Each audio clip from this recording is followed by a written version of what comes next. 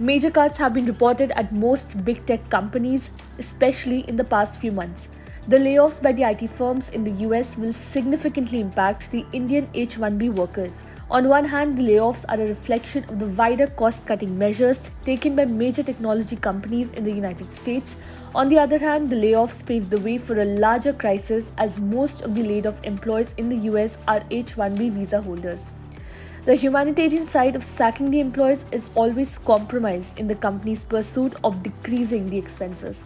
Indian workers laid off by the tech giants will have to leave the US in 60 days if they don't find another job. With the end of the year holiday season around the corner, H-1B visa holders who were laid off recently are running from pillar to post, searching for options that will let them stay back in the US. But the average waiting time for an interview appointment in the US Embassy in cities in India is over a year. This is the problem that only Indian workers face, as the waiting time in other countries is less by at least 100 days. In a majority of them, it is less than 15 days. To make matters worse, the prospects of these Indian workers back home are also weak.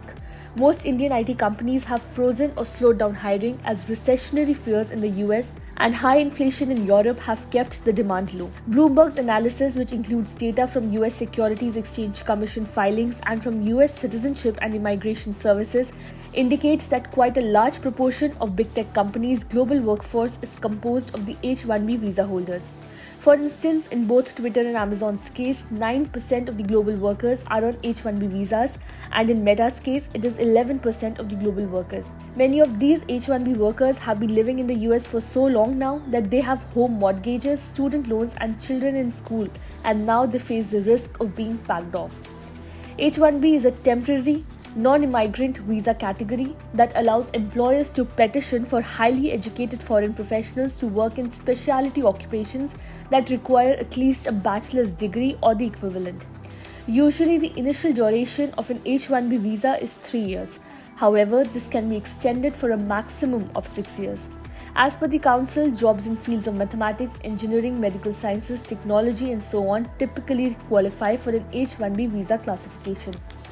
According to the Bloomberg report, layoffs have had a especially big impact on Indians, who tend to be on temporary visas longer than any other foreign groups because of backlogs in getting permanent residency, that is, a green card.